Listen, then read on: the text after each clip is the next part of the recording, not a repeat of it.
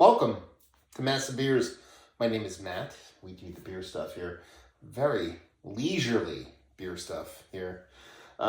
Because I just want to do a review. I'm kind of sitting here and I'm like, why, go out there and set things up and do all that fun stuff. No. We're just going to sit back, relax, and we're going to drink this sucker. Yeah. Little Treehouse Barrel Aged Jam. This actually is their Persevere. It's a barrel-aged blended Imperial Stout featuring 17% bourbon barrel-aged Imperial Stout and various ages and 83% fresh stout. This comes courtesy of Sean from Nerd Sense. I sent off a few beers, and this is one of them.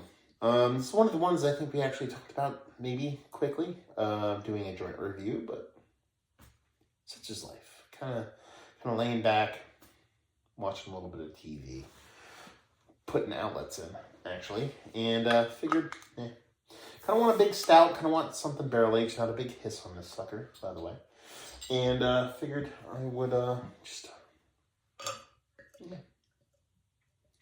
do one of these leisurely ones. Give it an aggressive pour because there's not much of that on there. Leaguewise actually really do enjoy it. It's green on green on green. Has this nice kind of cool iridescent. I'm using my iPad so the camera's not awesome, so I apologize for that. Beer-wise, I mean, it looks the part of a big, rich stout. Nice head on it, so definitely has a bit of carbonation going on.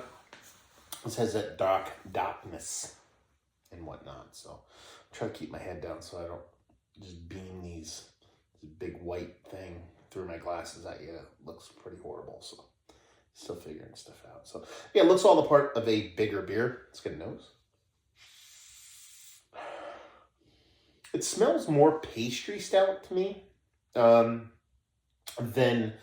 like barrel-aged stout. There's a huge amount of vanilla in here. There's a ton of chocolate. There's a ton of coconut, all those kind of things. But there's not a big kind of barrel-aged component to it. There's not like a big booziness, a big bourboniness, a big barrel-agedness to it, not a big barrel charriness.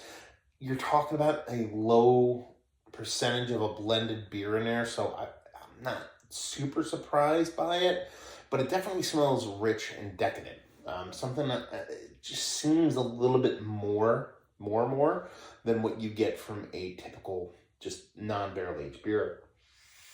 It smells quite nice. Very much kind of like a vanilla kind of pastry stout. It's coming off, so let's dive in. Cheers, y'all.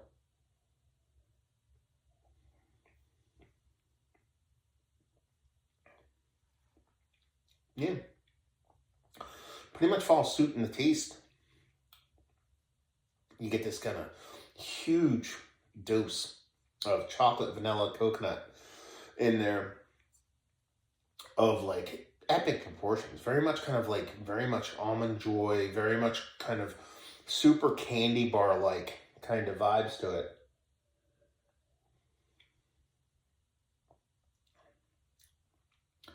There's almost like an adulty kind of candy bar to it. So there's a little bit more beyond just a base kind of pastry portion of show here. Almost like score bar-y. I used to pull that one out of the belt a lot when I first did reviews. It was one of the more distinct memories in my brain. Was whenever I want like some kind of candy. Candy wasn't a big thing in my household, but we'd have random candy here and there. But the big one was score bars. My mom loved them. I always equated score bars as an adult candy because it had this kind of like blackstrap molasses kind of spiciness to it. It wasn't overly sweet. It was sweet, but just kind of like adulty sweet. And that's kind of how this comes off. And that it has a nice mouthfeel to it. It comes off very much like dense milk stout like. There is roasted toastiness to it, so there's something counterbalancing off the sweetness, but it very much is pastry. And like I said, chocolate, vanilla, coconut, and this very like added sweetness of spiciness, blackstrap molasses, a la kind of Belgian candied sugar, but think blackstrap molasses. And a very tasty beer. It's weird because it's kind of like, it's marketed or at least talked about as if it's like a barrel blended Imperial Stout. Now, they go on to say it's only 17% barrel. So it's not like they're like hiding that there's not a ton of barrel involved. And you get that. But there is something to it that makes you think, yeah, there's something extra beyond just a base beer to it. So I get it. I think it's quite tasty. Actually, probably one of the better, if you were to slap this on a label and just say this is our pastry stout, you know, and didn't go into the whole barrel aged thing, I think I'd give it like, I'd be like, oh man, this is probably one of the better ones I've had. And this comes off really tasty, rich, decadent, thick, kind of like what I was looking for. Sure, I wanted a little bit more barrel in my life. Didn't think I was going to get a ton of it here, but it ends up coming off as really one of the better, if not one of the best, as of late at least, kind of just pastry level beers I've had. Now, I don't know if they actually call this. Well, since the blend has then conditioned on heaps of coconut, vanilla, and cacao. So there you go. I probably read that previous, so it's not like I'm picking off notes from this beer, like it's like some kind of mystery beer that I like guessed all that stuff. But it doesn't really kind of lean into any kind of like, we're a pastry stout on this. It just talks about like heaping amounts of those kind of things going on, but it works out really well. Ends up being a really tasty beer, and honestly, one of the better, you know, like adjunct laden beers that I've had as of late. So there you go. Thank you very much, Sean, for sending this off. Very appreciative, and let's talk about it.